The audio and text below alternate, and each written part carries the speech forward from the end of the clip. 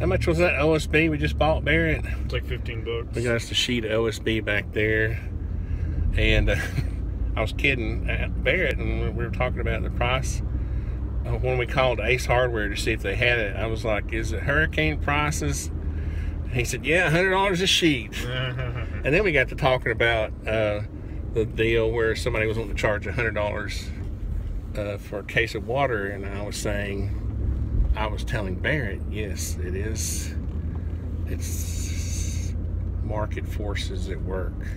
And we were talking about the fact that the guy who sells water for a living, that's how he makes his money, will be out of supply. Therefore, he will not be able to make any more money off selling water. So he has to sell the water at a market price, at a market value.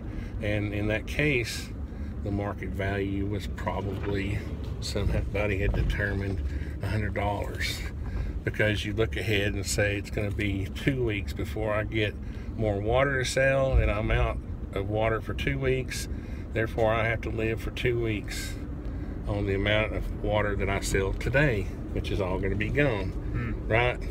So that's why you have to be prepared in the first place. That's why we preach so much about being prepared and having water stored, so that when the market makes the price of the water go way up, you already have the water that you need. But no, all these people who cry about gouging, they don't understand the laws of economics are the same as the laws of physics. They are only observed.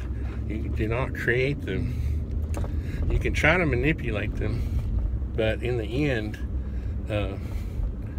you will always either lose or win based on your knowledge of the laws of economics. So anyway, what do you think about all that?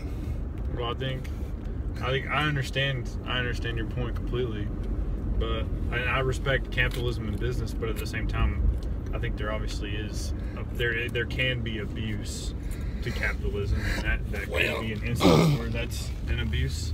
It's not an abuse, but I just explained to you why the guy has to charge $100.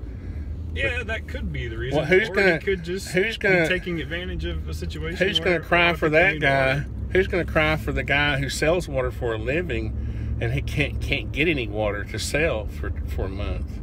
Who's going to cry for him? If that's the issue. Who's gonna raise Cain about him not having nobody? You see, that's why he has to have $100 for a case. You see, that's the way it works, and that's why you should always be prepared.